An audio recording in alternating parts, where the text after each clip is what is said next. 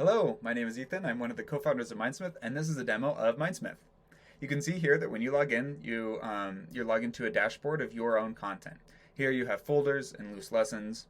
You can also go to your team here if you have a Teams account and manage projects, members, and branding. Reach out to me if you're interested in starting a Teams account.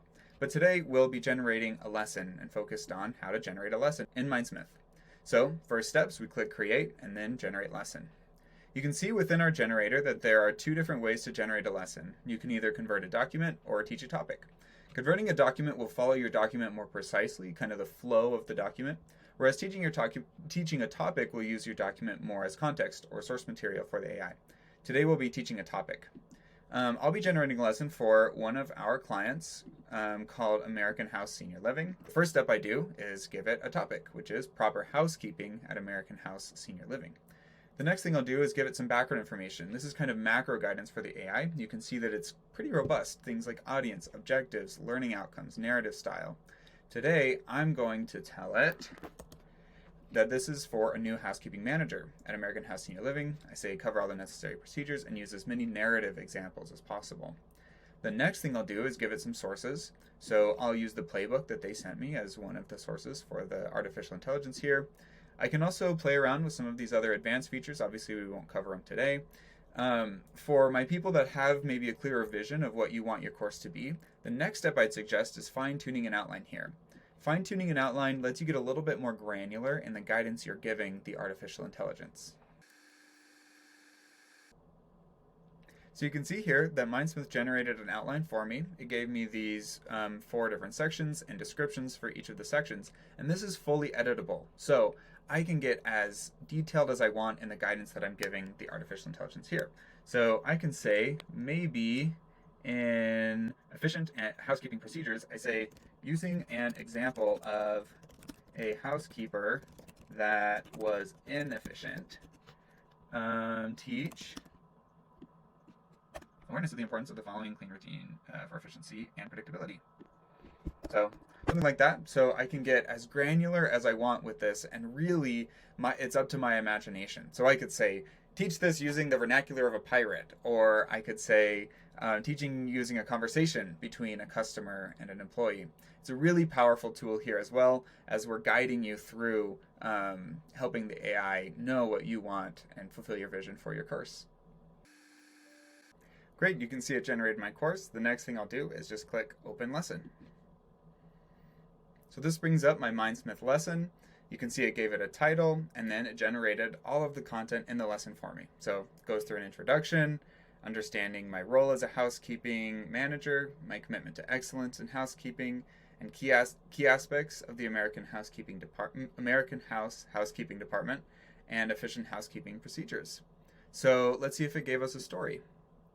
Looks like it did. Here, it gave us the story of Jane, a housekeeper who didn't follow a routine. We believe that in our generation, it gets you about 80% of the way there, maybe 85%. The other 15 to 20% can be done through our AI assistant. So in this example, maybe I wish that there were more context in this story. I would click the assistant here, and then I would give it a new prompt. I would say, regenerate using more context for the story, and it will regenerate this card using more context. So the AI assistant can be very powerful. It also allows me to regenerate a section or the entire lesson. Now let me show you how to edit things in the authoring tool itself. So you can see that we're totally WYSIWYG. Editing and creating is super easy within Mindsmith. If you want to add an image, you just click here. We can generate illustrations using Stable Diffusion. They're an AI image generation software. You can also upload from your computer. We integrate with Unsplash, Giphy, or you can search the web. I also want to talk about creating new cards. So as you can see, we have text cards, which have some different varieties. We have question cards, multiple choice, select multiple, even short answer, which will grade your question using artificial intelligence. We have these multimedia cards, so you can embed content directly into Mindsmith. Anything that's iframe embeddable, you can put in Mindsmith.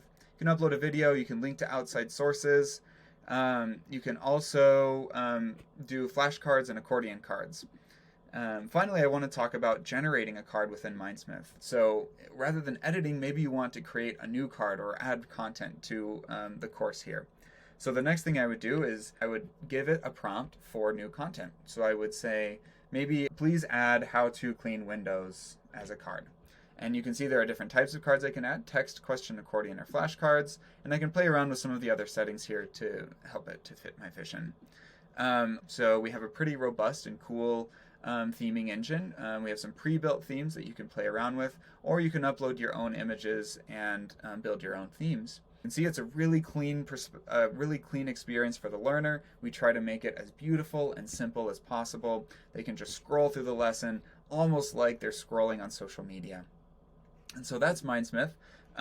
We do have sharing, so you would share usually using SCORM, but you can also embed it into your website, share publicly, or you can send via SMS or email.